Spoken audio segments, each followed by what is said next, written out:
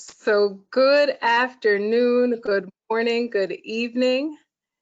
Welcome to PYXERA Global's second conversation in our Rhetoric to Action series titled Global Perspectives, Building Inclusive Approaches to Racial Equity and Social Justice Beyond the United States. We are excited. I am at a loss for words because I am so excited for this conversation that we are having with you today. You can see from the beautiful faces of my lovely guests, they're all full of energy. We have an action-packed conversation in store for you. So hold tight, sit tight, hold on to your seats, and keep the conversation going in the chat and the question function. If there's anything that comes to your mind as we're speaking, please feel free to put questions into the chat. That's what makes this the dynamic and interactive conversation that we envisioned it to be. So our intent by creating the Rhetoric to Action series is that through these conversations, each of you who are joining us are able to walk away with tangible, actionable ideas, things that you and or your organization can do to contribute to the undoing of systems, unjust systems, in dismantling structural racism, and most importantly, contributing to the rebuilding of new systems and new equitable systems at that. So I am hoping not to speak too much with you up front. I'm reading from my notes because if I don't, I get so excited that I will go off topic. But I want to really hear the voices that are joining me today because those are the true stars of this conversation. So with that in mind, if you know anything about us at PYXERA Global, you know that we truly believe that it is imperative to have conversations that include diverse perspectives and voices from the people who are closest to the issues that we touch on. So we also believe that it's those who are closest to the issues or closest to the solutions. So today's conversation is no different. So what we're going to speak about is race-related issues, how they have been amplified around the world since earlier this year, May 25th, I want to say to be exact, after the death of Mr. George Floyd at the hands of police. Specifically, we'll touch on how companies can change and or leverage their responses, their activities, their initiatives to really influence how racial justice is handled globally. Want to talk about a bit about how we can learn from each other and how we can truly learn to perceive structural racism and social justice for the global issues that they are. We thought it was important to have this particular conversation now, one, because we are on the heels of the US election, historic US election, where race and issues of race played a significant role. Our panelists will reflect on what that means around the world. And then two, we thought it was important to have this conversation at this moment because some time ago, again, back in May, many multinational companies have pledged to address structural racism in the United States. But as we all know, structural racism is not just a US issue, it is in fact a global issue.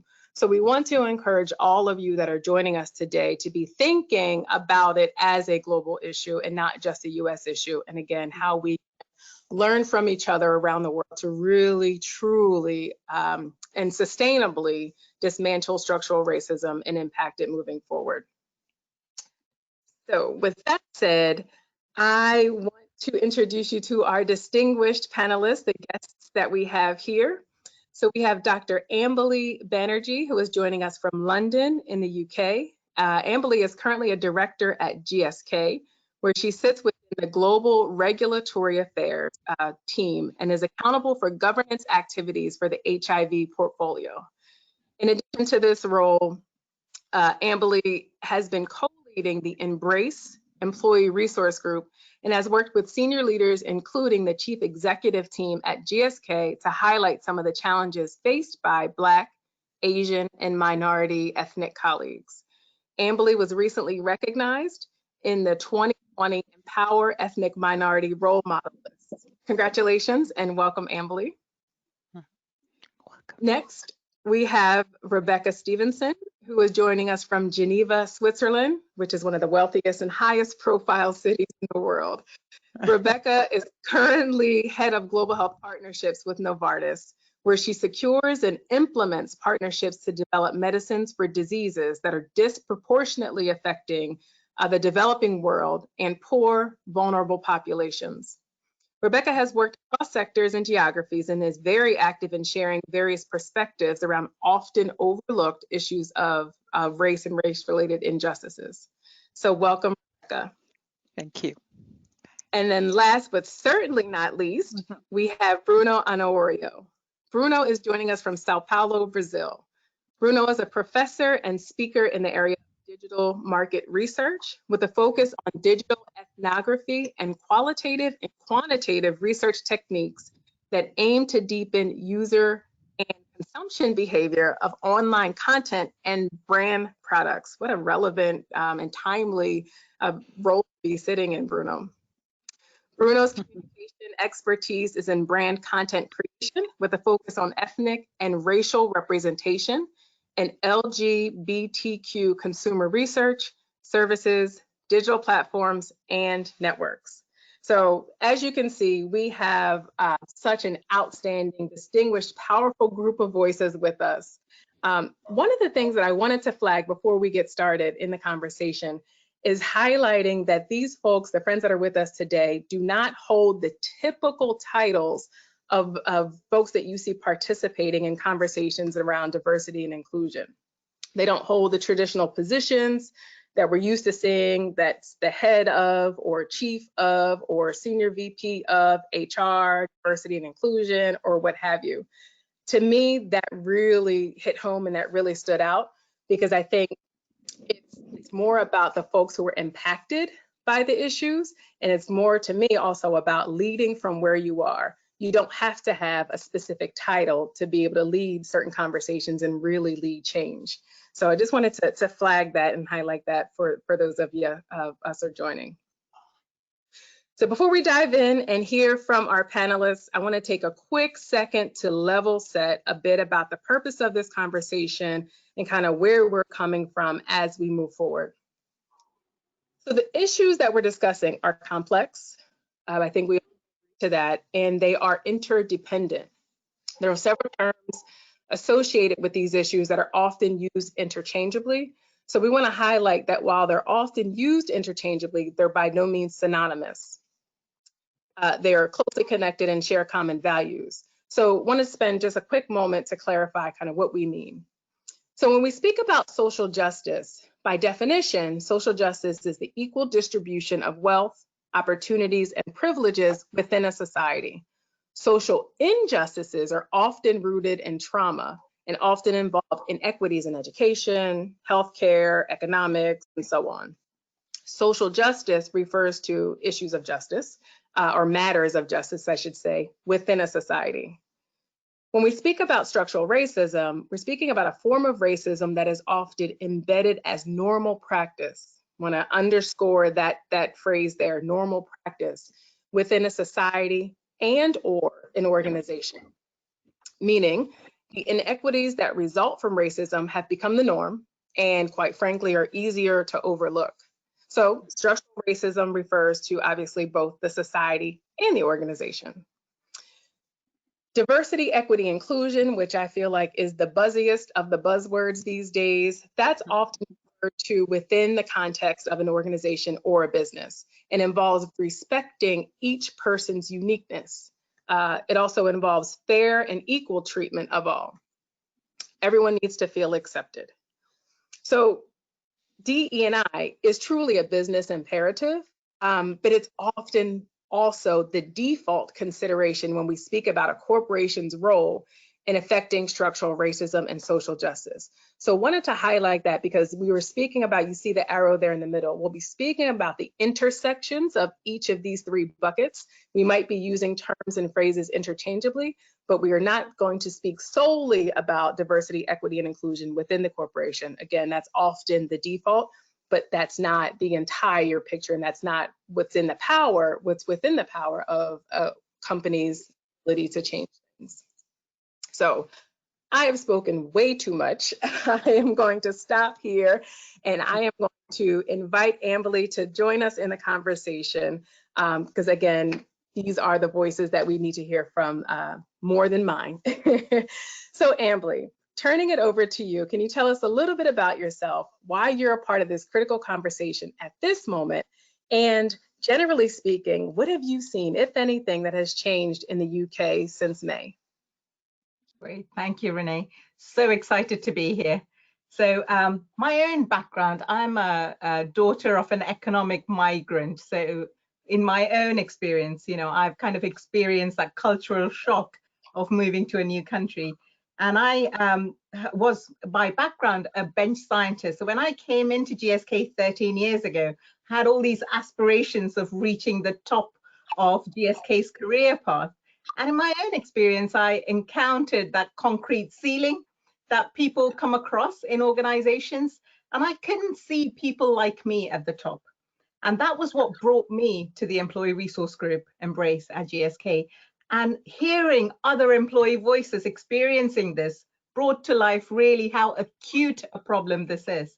So my passion is really about that organizationally, how can we level the playing field? And then looking at society, because our responsibility doesn't just end within the organization.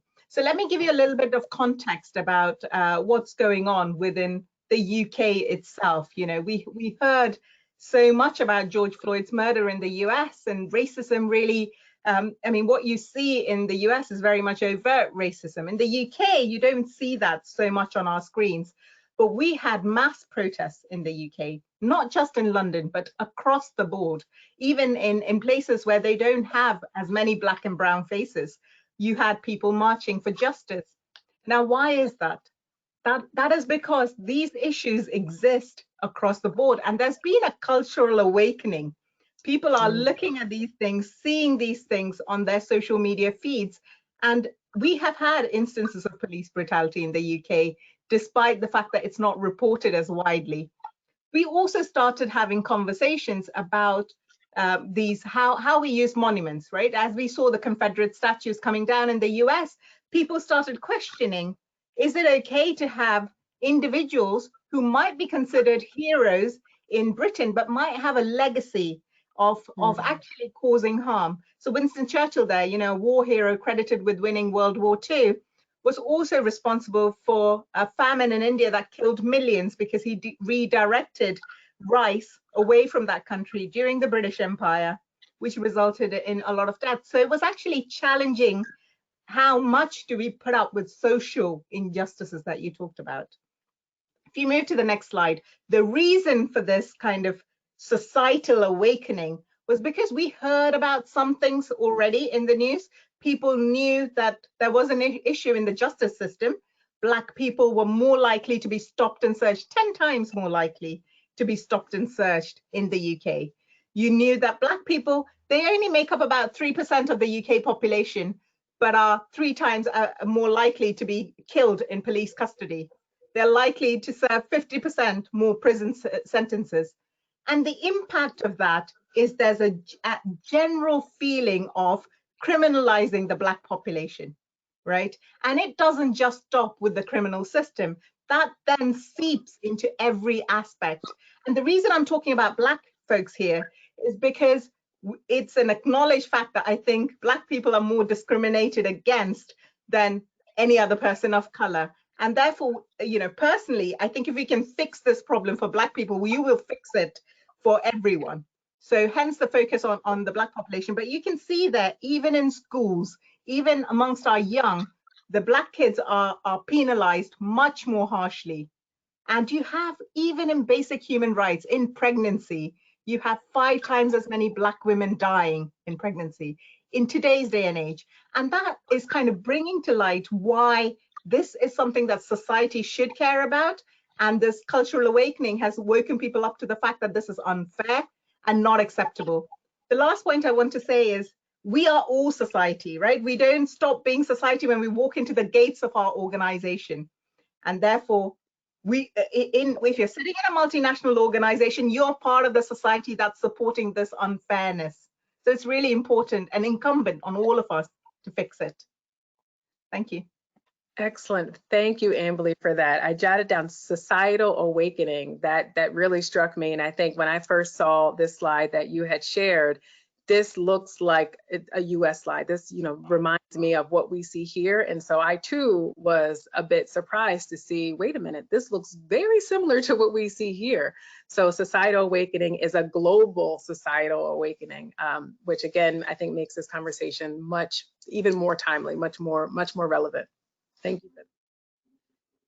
So let's transition into hearing from Rebecca.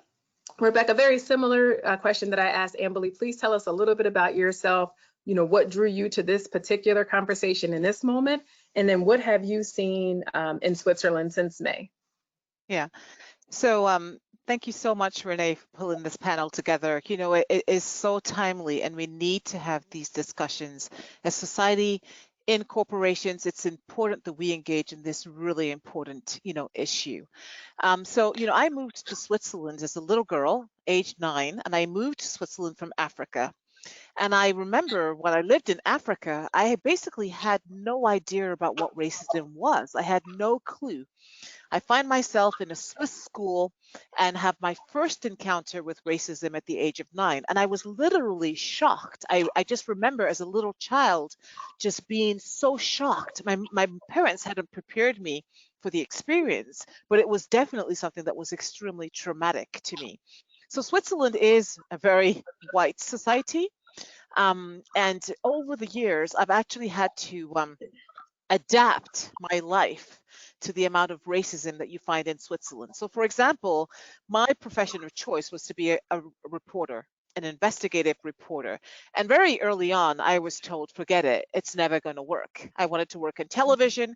I remember going to the television channel with a lot of all my other schoolmates, and I was told, sorry, Switzerland isn't ready for Black anchor people or reporters. Find yourself a different profession. So my whole entire life has been influenced by racism in Switzerland. Nice, beautiful country, but the structural racism is extremely strong in Switzerland.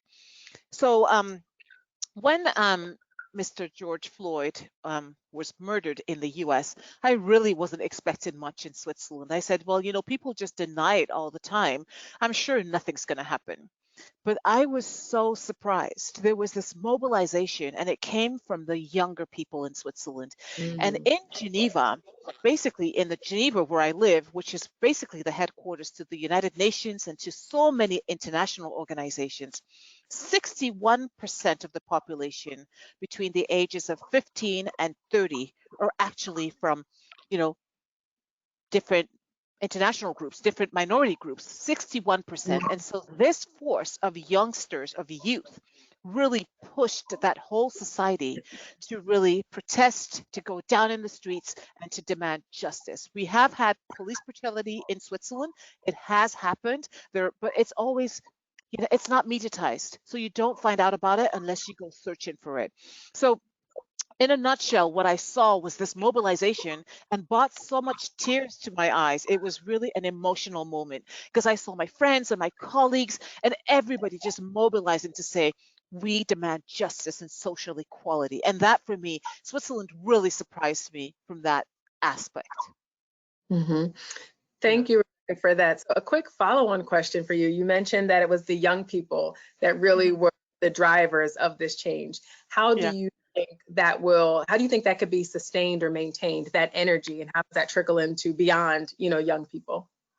So they've started mobilizing with social media groups. I mean, we're sort of limited right now because we have a high number of COVID infections, especially in Geneva, but they're not giving up. They're not giving up. They're still mobilizing on social media. They're still talking about the issues. They're still driving the issues. So I think that once we're behind COVID, this movement is really going to come back even stronger than before.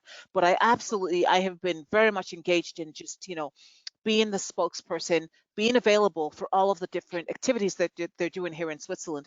But I honestly, when I look at how they mobilized for climate change and how powerful they were, I know that they're going to come back even stronger for social justice, for racism, for Black Lives Matter. So I'm very confident that we're going to be able to get this off the ground. I personally have been struggling because we do have statues in Switzerland that I would like to have removed. The way things work in Switzerland is you have a petition, and it's a very extremely democratic. And I've been struggling because a lot of the youth are less than 18, so their voice doesn't really count in terms of petitions. But I did write to the state of Geneva because I'm trying to get down a couple of statues here, and Woodrow Wilson statues. And Geneva State has written to me and said, we are looking into this issue. We are a city of peace, and we do not want to have monuments to people that were actually, lead in injustice and inequality. But I'll stop there. No, and this is reminiscent of some of our earlier conversations that you and I had, which is one of the sparks that really showed me that this type of conversation is needed. One of the earlier things that we had spoke about is just how what's happening in the U.S. And when you speak to U.S.-based colleagues who are of color, they often say, "Well, you don't understand because in the U.S." different, right? Or in the U.S., we handle things differently, or Black Americans feel a different way. But thank you for sharing your experience and your childhood experience that helps us to see, no, it actually is not much different. Yes, societally, things might look differently, our governments and structures might look differently, but being judged and treated a certain way and disadvantaged because of the color of your skin is the same across the board. So thank you for sharing that. And Renee, I would even add that in the US, you guys are better off because we don't have affirmative action here. We just don't. So companies get away with whatever. They don't have to engage a certain number of Black and brown people. So we still have a ways to go. I think we're at the start of this journey here in Switzerland, and we can learn from what you've done in the US. I'd like to come back to that and kind of put a pin in that, the policy perspective. What is it? How is it that different folks can encourage governments to enact different policy to enable equity and diversity and just general systemic changes? So I think that's a really important piece to come back to.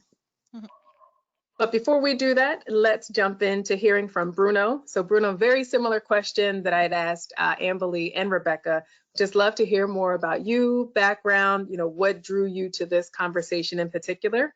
And then also one of the things I spoke about, as we were tossing around ideas for this conversation, was just about the racial diversity in Brazil that I think is often overlooked. So would love to hear from you kind of what the diversity looks like there. Okay, thank you, Renee. Good evening, everyone.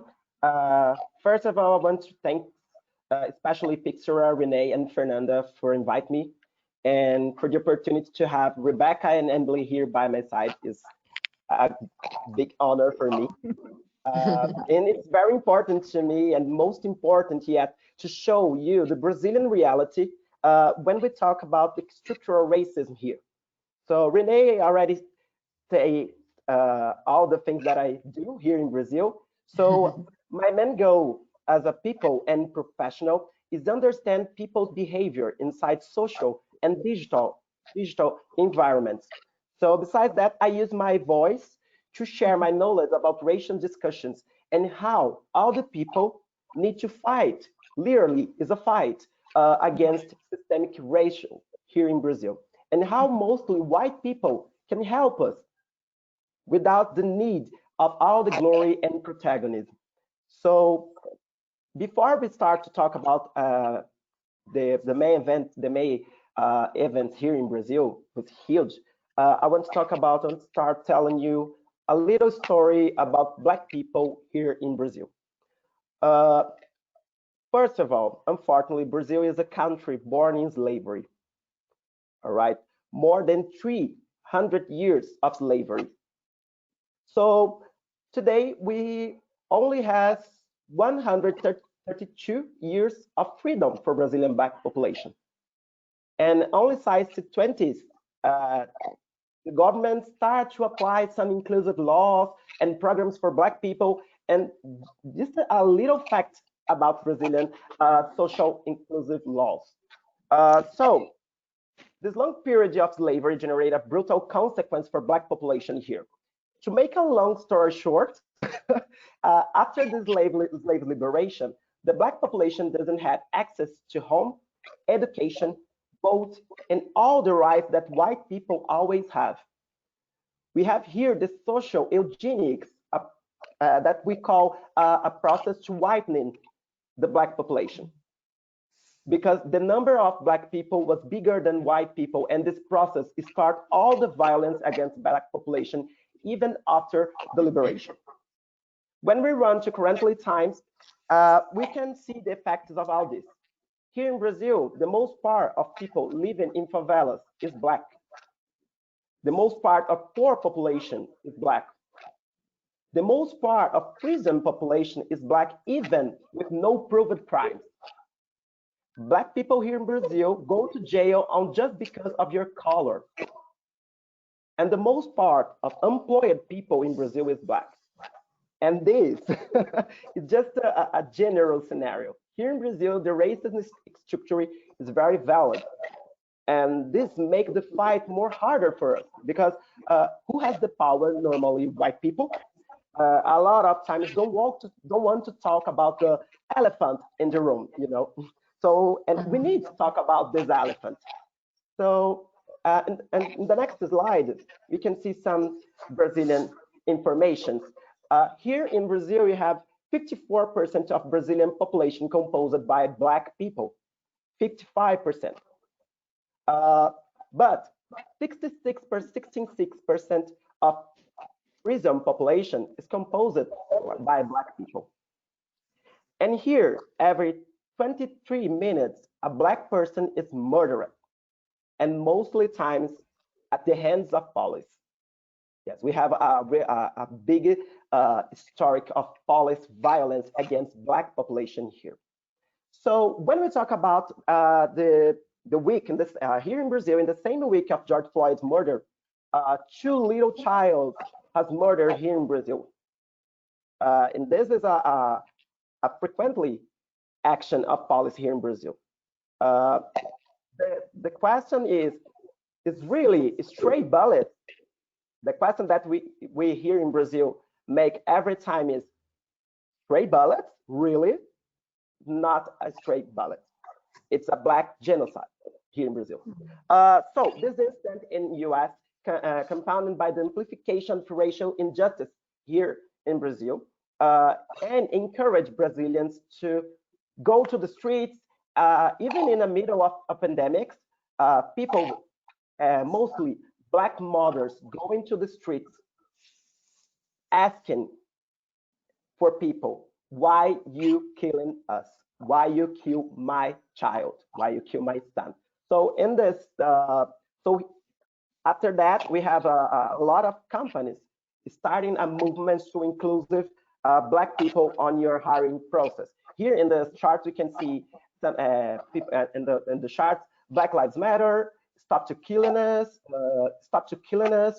for the end of Black genocide. So here in Brazil, we have a really big fight against the structural racism and structural laws that always was against us. Oh man, thank you, Bruno, for that. Thank you for sharing a bit of the historical context, and thank you for sharing just the realities that are experienced by citizens in Brazil. A lot of this was eye-opening to me and very sobering. I think all of what the three of you have shared is extremely, extremely sobering. Renay, if I could just add just a tiny thing, you know, because I see that Ambily and Bruno have these statistics, and what is interesting is in Switzerland, we don't record these statistics at all. There are no statistics, and I think that also is a form of structural systemic racism, because you're not able, this data that Bruno shared about one Black person every 23 minutes, like that is shocking. But I have to go dig in really to find out, but they'll never be able to tell you. You'll never be able to find that data in a place like Switzerland. So what do you think that is? Is that denial? Is that, if we don't talk about it, then it doesn't happen, it doesn't exist? Or I think the denial is actually intentional, because I think if we had those figures, activists like myself could really bring about that policy change. And so we don't have the data, and that sort of cripples us, in the sense that it's very difficult to basically to hold them accountable for why. We know that Black people are more stopped and everything. We know about that, and I see it myself, but we just don't have the data to be able to, you know, hold them accountable and be able to drive policy change. But I just, sorry for, it was off script, but I just wanted to share. No, that's okay, because now you you are giving me more questions, because I want to hear, what do you think? You know, how do you think we change that? How do you think that the Swiss can get access to the data, or is it about creating new organizations? Is there anything that corporations can do to influence that policy? You know, and that is mind blowing to me, to consider that Switzerland, and specifically Geneva, is the seat of so much power, if you will. You think about the UN, you think about corporate headquarters that are there. So what is it that you think, and I know we did not talk about this before, but what is it that you think could be addressed, that actually, you know, tangibly folks could do? I think we should play with Swiss democracy, because Swiss democracy basically says any citizen in Switzerland can come to the government with a petition, with what they call basically something that the population has to vote on. And so you need to get a critical mass of signatures, and then the government is going to have to vote on that particular issue. So that's the way we use the system here in Switzerland. And that's why I was excited about, even though there are a lot of youth that are mobilized, but I think that we're going to need to do that work, and it's going to be going from door to door to door, spending a lot of weekends out in the streets, and just making sure that we can build, you know, a whole initiative whereby the Swiss population is called to vote. But there again, you'll see differences. In the Swiss French part of Switzerland, people are more open to the world, and they're more mixed, and they're more minorities. But in the Swiss German part, especially in the middle of the country, you know, it's a very different situation. But the thing here in Switzerland is, on a cantonal level, like Geneva canton can actually enact policies. So that's it's the work that we're going to have to do, is use the democracy in Switzerland to bring about change. But I don't want to go down a rabbit hole with it, but I think that's how we can affect that change. Yeah. And I think we can also learn from other countries, right? Yes, exactly. Exactly. And that is actually the perfect segue. When you speak of democracy, again, I mentioned that we are off the heels of the U.S. presidential election, where door to door and and our democracy was some considered in jeopardy, some considered at stake, and then some considered that it prevailed, you know, kind of in the end. So I'd like to kind of transition to talk a little bit about that with a broad general question for each of you first, and then we'll go into more specific targeted questions based on each of your experiences and geographies. So first question is around, you know, again, acknowledging just this historic moment with the US elections. Race was an extremely hot topic for each campaign. And if you ask me, it was politicized and commoditized. So this election this year had the highest voter turnout in over 100 years. Wow. That's powerful to me. In over 100 years, more US citizens participated in this year's 2020 presidential elections. And I mean, I think the list of reasons as to why folks participated is long. But I think at the top of the list were just the current administration's handling of both the COVID-19 pandemic and taking into consideration just the disproportionate effect that the pandemic has had on Black and Brown and marginalized communities. And then also just this administration's handling of race-related issues that have surfaced this year alone. Not that they haven't been around, but I think it was Bruno, and both Bruno and Ambily had mentioned just the role of social media and how things are amplified now by our devices. And so by seeing things, you know, now we know we can't ignore them as much. And so now we know that they happened. So this year alone, the race-related issues just have been more visible, and the current administration did not handle that very well. So I think that's a large in part reason as to why you know, there's so many U.S. citizens participated in the election. But I think if we even drill down a little bit further, 9 out of 10 Black voters voted for the president-elect, and 91% of Black women voters president-elect. That's huge. That is very telling. So not to mention, I think I have to say it, that the vice president-elect is a Black woman. Super excited about that. But that goes into representation and all of what we see and how that impacts. That's a different conversation for a different day. But I want to bring it back to how does all of this affect what's happening in your corner of the world? And Rebecca, you started to touch on it just a little bit with the democracy piece and kind of mobilizing citizens to petition the government. But how can what's happening here in the US and this just substantial turnout, how can that fuel what's happening in your corner of the world? So let's start with Ambily, then we'll do Rebecca, and then we'll go to Bruno. So in terms of the role of the US has been for the last 70 years a superpower, right? It's what other countries look for as a role model country, as a peacemaker, as a champion of human rights, etc. And over the last 4 years, that's really been shaken. I'm not sure other countries value it in quite the same light. So the impact of that on a country like the UK, so very much sharing my personal view on the politics of the UK.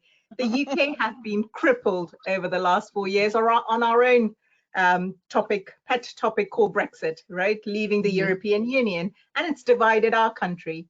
And we have Boris Johnson leading our country, who many view as a mini Trump, you know, the same blonde, messy hair, the same version of his own truth, an oven-ready deal that he promised for Brexit, and 6 weeks away from Brexit, we still have no sign of a deal. You know, his racist terminology. I'm struggling to come up with a polite way to. That's okay. I should have warned everyone that this is not the typical webinar. This is a candid conversation, so please do. You know, our latest challenge has been he's wanted to break international law because they can't get over the Northern Ireland peace process and the border issue in Northern Ireland. Now, we know historically, President Obama said, stay with the European Union before we had Brexit, because, you know, if you come out, you'll be bottom of the trade deal. Why is trade so important, especially in the current pandemic situation? Trade will be paramount, and the US is a big, strong partner, right? Now, Trump has been all for Brexit because it's very much his nationalistic politics, right? So he has been campaigning on the recent political trail with Nigel Farage, a far-right leader in the UK. So we know that President-elect Biden had his first conversation with Boris Johnson as soon as he was announced as being a president-elect. Boris Johnson was one of the first world leaders to ring and congratulate him, despite being buddies with Trump, because that just goes to show the importance of the US to the UK, particularly in terms of that trade deal. He also knows that Biden is more aligned to Obama's stance, that we might be bottom of that trade deal pile, right? So he has a lot to lose if he doesn't build that conversation.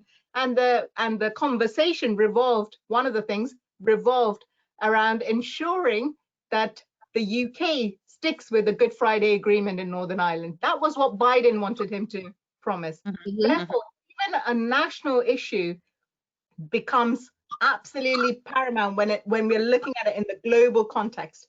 That's the power of US politics on international affairs. Right. Thank you for that, Ambily. I do want to say that PYXERA Global is nonpartisan organization. We work with everyone, so not here to push one agenda or the other, but these are facts. And so thank you for sharing them and sharing the perspectives. And I think it just, again, highlights just the impact that the US and US politics, as you mentioned, Ambily, has on governments around the world. So thank you for that. One more point, Renee. I shouldn't end on just the negative. You know, the positive of seeing a Black woman in power, Asian women in power, a role model, a highly competent woman, and that's giving to women and girls the world around, right? That this is what a woman, what she stands for, that there is no barrier for what a girl can achieve, and seeing a woman in a hugely influential country like the US is hugely inspiring to women around the world. Excellent. Thank you for that. Rebecca, let's jump to you. The US is extremely important for Switzerland for several reasons. And what has been difficult over the last 4 years, or a lot of the US has pulled out of a lot of the organizations that we have here in Geneva. So for example, the WTO, the World Trade Organization, they sort of pulled out of that. And very recently, the World Health Organization in the middle of the pandemic. So, and that, these multilateral organizations here in Geneva are just so important from a global health, from a global trade perspective. And without the US and these organizations, I mean, these organizations are crippled. They're not as strong as they could be. So it is important. Switzerland looks to the US. There's also another issue, a little bit controversial, I'll bring up, is the Swiss banking secrecy. And you guys have all heard about all the dictators around the world that have a Swiss bank account. Well, a few years ago, Switzerland, the US approached Switzerland and said, you guys can't do this anymore. We need to have a lot of clarity on what's happening in your bank and your bank secrecy laws. And Switzerland had to comply because the US is a big market. It is a huge market for Switzerland. So a small country like Switzerland is very dependent on strong relationships with the US. It's extremely important. I would add that the last 4 years have not been beneficial to the US's reputation, actually, on an international scale. But Switzerland, being neutral and, if I can add, sometimes a little bit hypocritical, has always sort of sought to have good relationships with everybody. And you might have heard at one point during the election, before the results came in, a few Swiss politicians were saying it would be great, if the Trump administration sort of stays. And I think a lot of people here in Switzerland were, what is going on? How can you even say something like that? So, but we still recognize that as a small country, really small country, we can't annoy a giant. We just can't. So this is where we stand. And I think that George Floyd, though, people said to me, it's a US problem. It's a US problem. But I think the youth sort of said, no, it's not a US problem. It's not. And I think the message, the narrative right now is pretty right here in Switzerland. And just to add, the local television that basically turned down the opportunity for me to work for them a few years ago, they've actually hired a brown woman to work for them. So the progress is baby steps, but it's still happening. But it's happening. It's happening. In my lifetime, I do want to bring about change. Excellent. Thank you for that. And Bruno, let's hear from you. So it's just a fun fact. These years with your elections make our social channels like a Twitter became a craziness. Entertainment, I'm sure. Yeah. Everybody here wants to know the final result. And we have a lot of memes, a lot of jokes about the process, the elections process here in US. And the most important, Kamala has a huge success here because she's a Black woman. And Brazilian people they're very happy with her presence here. And I bring this fact because the U.S. elections is a very important moment for Brazilians and for Brazilian several aspects. So these years, and not just this year, but another elections generate a big impact in different aspects of our country, like economy, our next elections, and the most important, the winner of your elections influence directly in who win here. And with this, I want to say which side will assume the most important political place here in Brazil. When I say side, I want to say here in Brazil, we say left or right. That means something in US like Republicans and Democrats. Correct, right. Left or right side. Your elections in 2016 impacted directly on our presidential elections in 2018. And the government decisions here after elections affected directly the minority groups as Black people, women, and LGBT community. Because we have a government now, that don't believe in inclusive policies. And when the most important people in your country say this kind of thing is not important, all the companies here start to say the same. And again, we're back to zero. So the people that sit on your presidential chair is that influences directly and who will sit here you know, mostly for the policies, for inclusive policies. Right. So it's what happens here directly impacts who leads Brazil, which then directly impacts the corporation's response, actions, participation, and see that direct connection. Okay. Oh my goodness. I think we can probably continue this conversation for at least 3 hours. Yep. We don't have that much time left. So I do again invite folks, if you're joining us on the line, please do drop in your questions that you have for all of our panelists or any of our panelists, to be able to hear, you know, kind of, we want to make sure that we answer some of the things that are burning and pressing and that are that would resonate, you know, best with you. So while we're waiting for some questions to come in, I do have a few questions for each of you. And Bruno, I'm gonna bring it back to you. So in the past couple years, we know that the stated purpose of business has been evolving. It's been changing. You know, it originally, I'd say, for decades and decades, has been around shareholder value. You know, the purpose of business is to make money for the shareholders. We have seen that slowly start to evolve, I would say, in the last, you know, decade or so, but then even more so in the last few years, maybe 2-3 years, more visibly. And leaders have been more vocal about the role of business changing. So to now include community and stakeholder accountability. So want to hear from you, because you are a communications expert and because you work with corporations, not necessarily for multinational corporations, but you're in a unique position to advise, to guide, and you have over some time.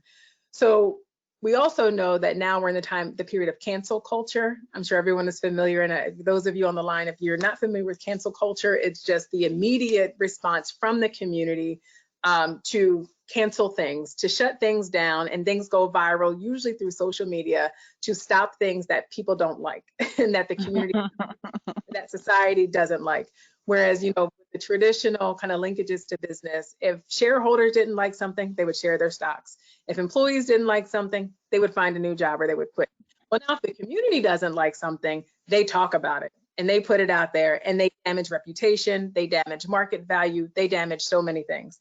So Bruno, want to hear from you, kind of how does the way that multinational corporations communicate, how does that impact social justice visibly, and what should someone who might be a marketing or communications professional, what should they consider?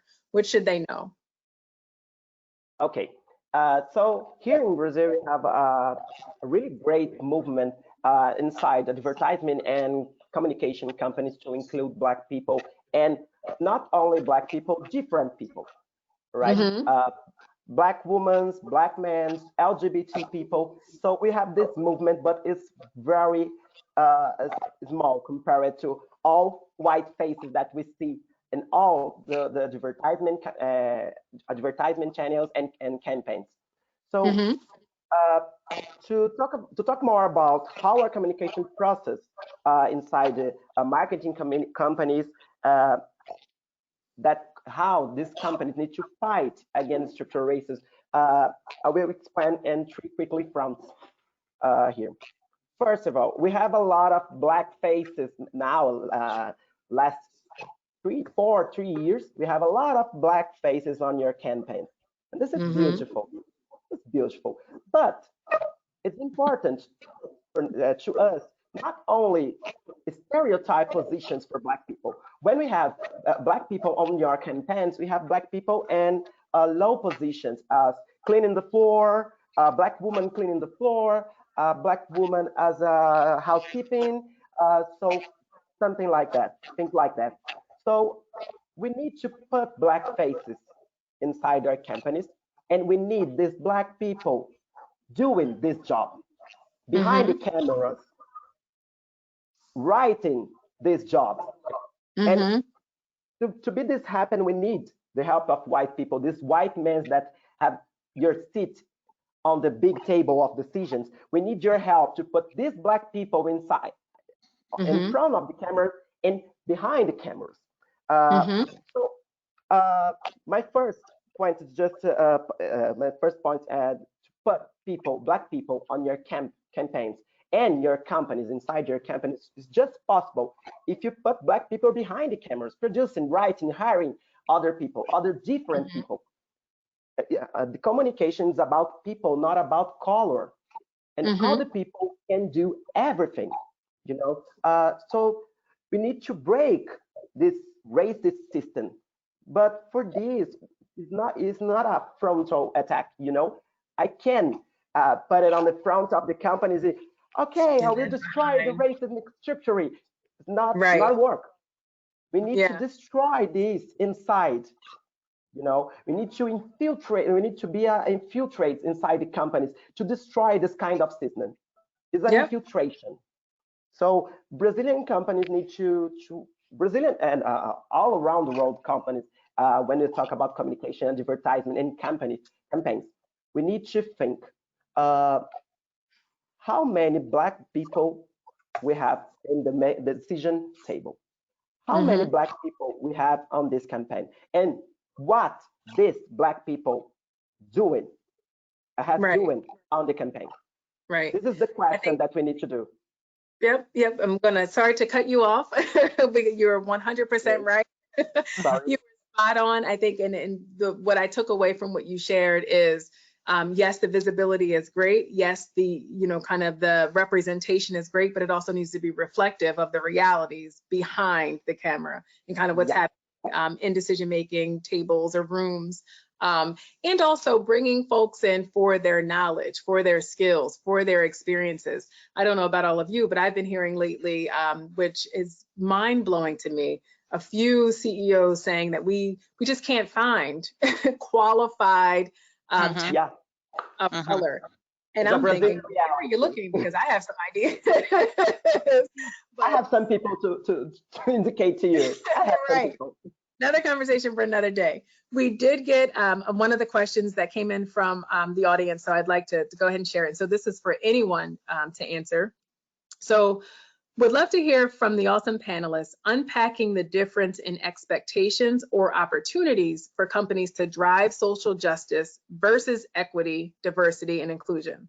So building from the definition that I had shared at the start of the conversation, would love to hear the opinions on how companies can show up around social justice that go above and beyond diversity, equity, and inclusion. So remember, we talked about kind of the societal piece. So how do we break away, not abandon it, but how do we break away from DE&I, and how does it impact the societal piece? So I want to take that. Yeah, I think some of the interesting examples that we had coming out of the US, actually, some of the corporate statements from Ben & Jerry's or even Uber, where basically they were acknowledging the structural racism that exists. They weren't denying it, they were just openly acknowledging it and then putting in place very concrete steps. I think Uber was like, basically, if you order food from a Black-owned business, then you're not going to pay a certain fee.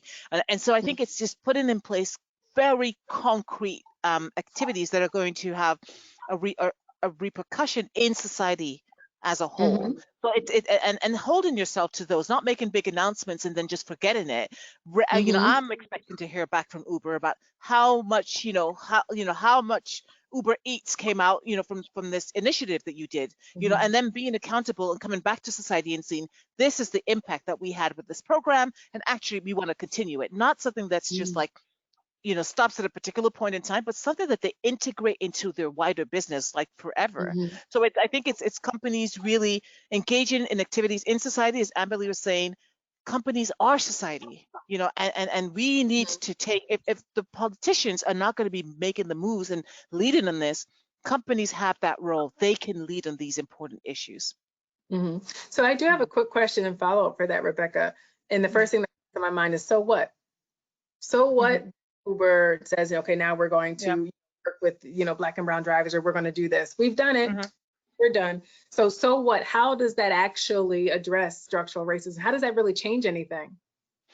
I think it's not doing it and saying it's done. It's doing it. It's integrating it into your business. It's showing the impact, and it's actually also being agents for change and going and basically supporting policy changes that are really going to affect Black and brown people in society. So I think just doing that alone and then saying, okay, we did it, we had a publicity stunt, that's not it.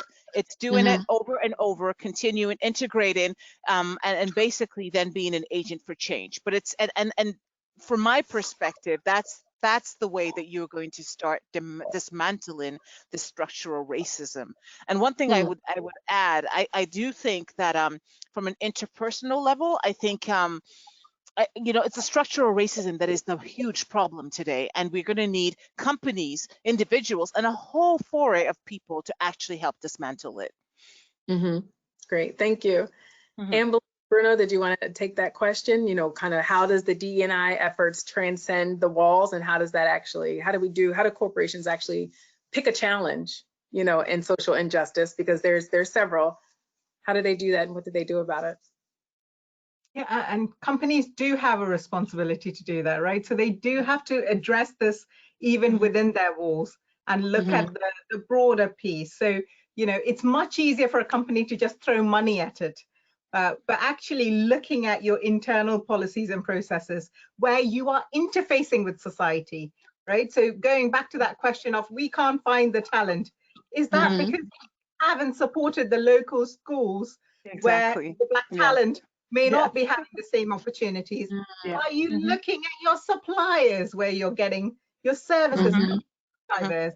Looking at where you're attracting your first line leaders, are you going to the elite universities, or are you looking at diverse places? So organizations have a huge part to play in this, but they need to not just throw money at it, look at their own structures and processes internally and be critical. And somebody internally at the top needs to be accountable for driving those changes.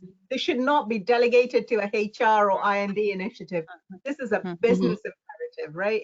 It actually is not a nice to do. Without this, they will sink, because as I said, this is a cultural awakening that's happened in society. Genie is not going back in the bottle. They need to work on it. The time to act is now, because their employees will hold them accountable. Their shareholders are holding them accountable. Their customers are holding them accountable. And right now, everybody's in the same boat. Nobody has really dealt with this for the last 200, 300, 400 years, right, of injustices. So a lot of companies are trying to look around and go, what can we do? So time to act is now, while others are also figuring this out. Don't be left behind while everybody else makes progress. Thank you for that. You said a few things that really resonated with me, and that was kind of going to the root. So understanding why things are the way they are. And so not just throwing dollars at it and putting a band-aid on it, but why don't we have this talent? Well, let's look in the schools. Education, that becomes a social justice issue. So there are ways that the social justice issues that are, ever present in society have a direct impact to the business. So it's understanding which of those issues have the direct impact to the business, and then go into the root and see what you could do around that. So thank you for that. Did you have anything, Bruno, to share to that? Or I would just adding to Ambily's point, you're so right. I just think the younger generation, when I look at my kids, they are not going to put up with non-diverse. They're just not going to put up with it. They will not accept it. So companies, you're right, they need to evolve if they actually want to stay relevant. So I totally support that point.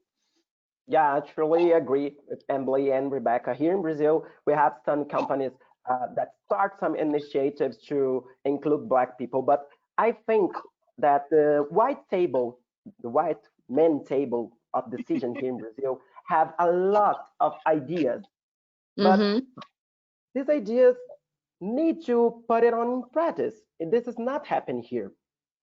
We have some companies that start this movement, as Magazine Luiza here is a Brazilian company, and Bayer start this movement here in Brazil. But I think that companies and government need to work together to create more opportunities to Black people. More inside that, a re-education of our population. The Brazilian population is a racist population. Even Black people can be here racist because the system. So we need to re-educate our population, and companies and government has this obligation to re-educate people. Right. So I am mindful of time, and as I expected, We are going right up to the wire. So much that we did not get a chance to speak about. So I do want to let our audience know that there is so much more content that we really wanted to get to. So our panelists, I did not share this with you in advance, but I'm going to spring it on you now. I'm actually going to recommend that we do some sort of follow-up, whether it be a conversation or whether it be an article or something, because you all have such rich suggestions, rich experiences that I think our audience will benefit from. So a lot of the things that we had spoken about that we wanted to get out and surface, I think we still do that, just in a different format. So thank you for your flexibility with that. But in an effort to stick to our commitment to really move from rhetoric to action, I want to just leave on the action piece. So I'm going to ask you each a question very quickly, very succinctly. If you could share, what are your 3 points? So 3 things that you would recommend multinational corporations do to ensure that systemic racism is addressed globally. So Ambily, let's start with you, Bruno with you, and Rebecca will go with you. So I would say leaders have to be role models, visible role models. They have to look at their local data because race is so different in each country. And the third thing is, don't forget their societal impact, their impact of what they can achieve as a company on the broader world. Excellent, thank you. Next. So I have 3 points about it. First, you need to know if you're. First, I want to give a little tip for white people here. Here we call it this neck test. You know, so when you come into a room, you need to do this neck test. As you gonna left to right, and you're gonna left to look to the left, and look to the right. And if you don't see any black people sit on the table, or just see black people on cleaning the floor and something like that, you stay in the oppressive environment, and you need to change things up. If you have the power, you need to change things up. And don't use black people as a racist concept, but as a professional with the same capabilities that your white colleague has. So next test, I like it. Second point is making hiring programs that show it the real racial equity in your country, and for all positions inside your company, not only the basic positions. And first, racialize human resource. The people responsible for hiring people inside these companies need to know more about black scenario in your country, and stop creating a prejudice bias when they see a black professional applying for a job. It's about people and their skills, and not about their color. This is my 3 points. Thank you, Bruno. And Rebecca? Yeah, companies need talent. They always need talent. And so my only advice is nurture the talent pipeline, not just within your company, but outside your company. Look to the schools, to the universities, give scholarships to people that you want to hire for your company. So not just, upstream, look upstream and just think about, I want to have I want to hire and I want to have a diverse group of people, because diverse employees bring more money to companies. That is a known fact. So don't look just in your company to develop talent. Look outside at all the potential talent that you can develop and even bring into your company. So for me, there's also a business imperative to actually develop talent outside. Absolutely. That's what I would add. Thank you each for your 3. And I'm actually going to add a couple things in too, just to close this out. If I were to add my 3 in, the first would be intentional about cross-sectoral and cross-border partnerships. There's so much that we can learn and share with each other. And I think this conversation was proof of that. So be intentional about seeking ways to collaborate and partner and learn, seek out those opportunities. Then ensure that the voices of the populations that are most affected are similar to what Bruno was saying, part of the conversation and at the table. But then while they're there, also understand the power dynamic when they are there. So changes happen once they get there. It's not enough just for them to be there. Then the last thing is everyone has a voice and everyone has the ability to contribute to the change. So as you heard me say at the beginning, leaders don't lead from titles, they lead from where they are. So everyone has the opportunity to be a leader and really contribute to change, to address these global challenges that we have. So I invite everyone to do that. So last thing, as you see our contact information up there, would love to have conversations with anyone who is interested in exploring further. We will share out this recording, and we will share out the additional points that we didn't get a chance to speak about in some way, whether that be a follow-up conversation or an article or something. So be on the lookout for that. So with I'm going to end us here. Ambily, Bruno, Rebecca, thank you so much for your time. Thank you for sharing your experiences and sharing your voices. I appreciate you. Thank you, Renay. Thank you, everyone. Thanks, Renay. Thank you. Thank Thanks, you, Ambily. Thanks, Bruno. And thanks, PYXERA. It's a pleasure.